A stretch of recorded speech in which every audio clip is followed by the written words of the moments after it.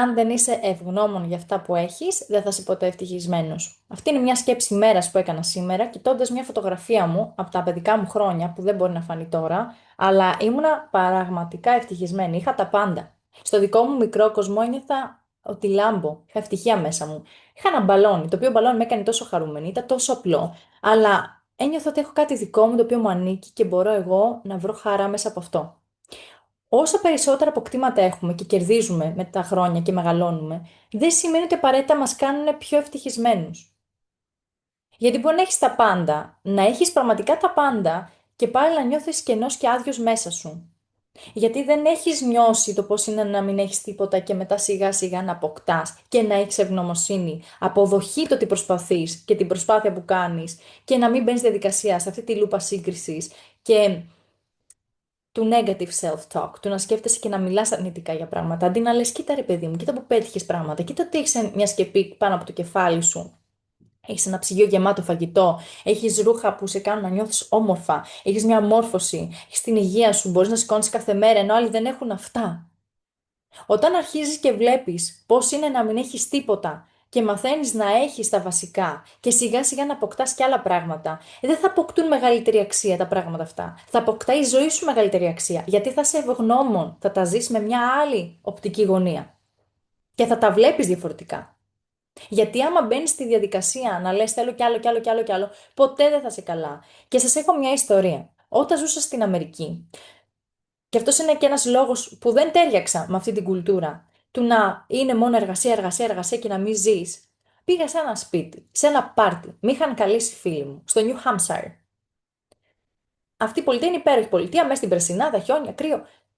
Πήγαμε σε ένα υπέροχο σπίτι, το οποίο ήταν πανάκριβο. Ήταν τεράστιο, μεγάλες πύλες, αυλές, πολλά δωμάτια, μεγάλες σκάλες, πολυέλαιοι. Ήταν μια κατάσταση, μιλάμε για ένα super look σπίτι, όχι σπίτι, θα έλεγα ολόκληρη βίλα.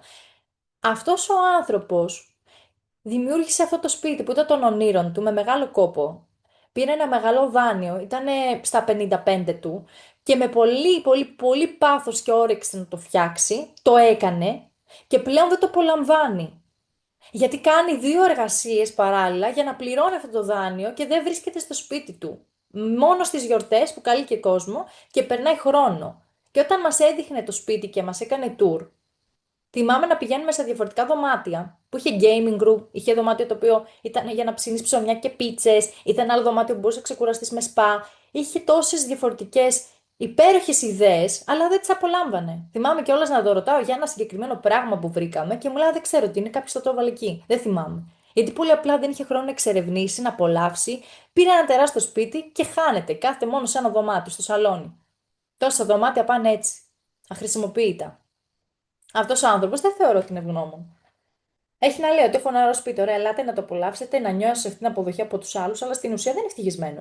Ενώ άμα ήταν σε ένα μικρότερο σπίτι, για έναν άνθρωπο που ήταν μόνο του με την σύντροφό του, μπορεί να απολάμβανε πολύ περισσότερο χρόνο και ενέργεια με τη γυναίκα του και σε αυτό το σπίτι, από το να έχει το τεράστιο, το οποίο στην ουσία δεν του δίνει τη χαρά γιατί έπρεπε να το πληρώνει. Και δεν λέω ότι δεν πρέπει να κάνουμε όνειρα και να μην δημιουργούμε ευκαιρίε για τον εαυτό μα για να έχουμε μια καλύτερη ποιότητα ζωή.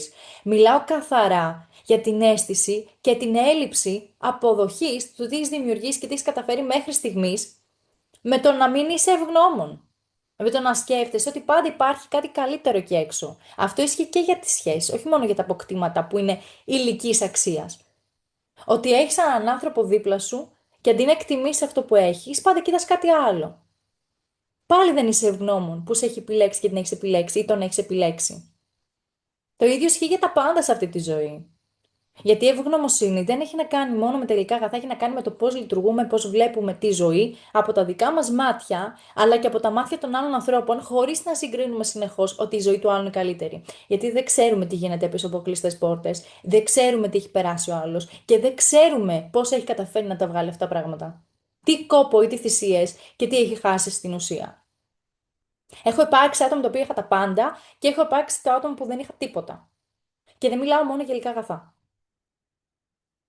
Την αίσθηση του να μην ανήκει πουθενά. Που είναι το χειρότερο πράγμα, γιατί δεν νιώθει ότι δεν ανήκει πουθενά. Και πάλι είμαι ευγνώμων, γιατί οπουδήποτε πηγαίνω, πάλι βρίσκω τρόπο να δημιουργήσω ευκαιρίε, να βρω το μονοπάτι μου, να γνωρίσω αξιόλογα άτομα, να μάθω πράγματα, και α μην νιώθω ότι πάλι ανήκω εκεί. Γιατί κάποιοι άνθρωποι έχουμε μάθει να μην ανήκουμε πουθενά. Αλλά σίγουρα έχουμε μάθει να είμαστε ευγνώμονες. Ευγνώμονες για τις δυσκολίες, για τις ευκολίες, για τα up and downs, για αυτά τα βουνά, που όταν φτάνεις στην κορυφή, αρχίζεις να αντιλαμβάνεσαι ότι η ζωή είναι πολύ πιο ιδιαίτερη από ό,τι νομίζεις. Γιατί αν είχες ένα ελικόπτερο να σε πάει στην κορυφή, δεν θα το απολάμβανες το ίδιο με το να πας μόνος σου, να ανέβεις στην κορυφή και να νιώσεις την αίσθηση ότι το κατάφερες. Όταν στο δίνουν έτοιμο, δεν θα το εκτιμήσεις. Έτσι είναι η ανθρώπινη φύση. Είμαστε λέμαργοι. Γι' αυτό για να μπορείς να κοντρολάρεις αυτό το δαιμόνιο μέσα σου, το ότι θέλει παραπάνω, χωρίς να εκτιμήσει τον άνθρωπο που έχεις δίπλα σου, τη ζωή που έχεις ήδη, τα αντικείμενα που έχεις, χωρίς να σημαίνει αυτό ότι επαναπάβεσαι και δεν εξελίσσεσαι και δεν προσπαθείς. Μιλάμε τώρα για τη σύγκριση συνεχώς ότι δεν είμαι καλά, θέλω κι άλλο, κι άλλο, κι άλλο, κι άλλο. Υπερκατανάλωση. Στα πάντα. Έχω αυτό το πάθος για αυτά τα θέματα, γιατί πολύ απλά βλέπω αυτή τη φωτογραφία και δεν θέλω να ξεχάσω αυτό το κορίτσι, την ευτυχία και την ευγνωμοσύνη που έχει για τα απλά. Και θέλω να συνεχίσω να είμαι αυτό το κορίτσι και θα συνεχίσω να είμαι αυτή η γυναίκα για να δίνω δύναμη και σε εσένα που μπορεί να νιώθεις ότι η ζωή σου δεν είναι τόσο καλή όσο των αλλωνών.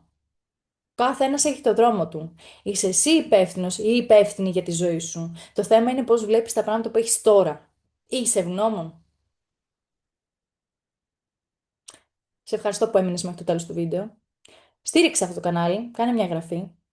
Μπορείς να με βρεις και στα social media, charismaworks.gr, και για να κλείσει μια συνεδρία μπορείς να μπεις στην ιστοσελίδα μου charismaworks.gr πάλι και άφησε και ένα σχόλιο με τη δική σου οπτική πάνω σε αυτό. Είναι καινούριο κανάλι, προφανώς δεν έχω βοηθούς να μου φτιάχνουν σε στούντιο τα βίντεο, είναι πάρα πολύ απλοϊκά, αλλά αυτό που θέλω να περάσω είναι ο θησαυρός γνώσεων, σοφίας, ενέργειας και όρεξης και αγάπης για αυτά που πιστεύω και αυτά που θέλω να πετύχω μέσα από διάφορα πράγματα που βλέπω στη ζωή που μπορεί να βοηθήσουν και εσάς. Γιατί δεν έχει να κάνει μόνο με την ενδυνάμωση του εαυτού μου, αλλά θέλω και εγώ να βοηθήσω εσένα να νιώσεις ότι υπάρχει κάτι παραπάνω από αυτά που νομίζεις, που βλέπεις στα social media, που προωθούν. Γιατί ξεχνάνε να προωθήσουν το δυνατό και το θετικό. Προωθούν αυτό που διαχωρίζει τους ανθρώπους και δημιουργεί την αίσθηση της σύγκρισης. Και κάτι ακόμα, κάνε social media detox. Θα δεις μεγάλη αλλαγή μέσα σου.